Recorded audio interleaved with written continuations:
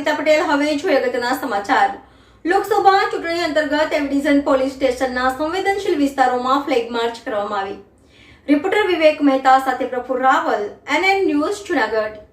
દર્શક મિત્રો, તમારી આસપાસ બની રહેલી અવનવી ઘટનાઓ વિશે જાણવા માટે NN ન્યૂઝને લાઇક કરો, શેર કરો, સબસ્ક્રાઇબ કરો અને બેલ આઇકન પ્રેસ કરો, જેથી આપને નોટિફિકેશન્સ મળે।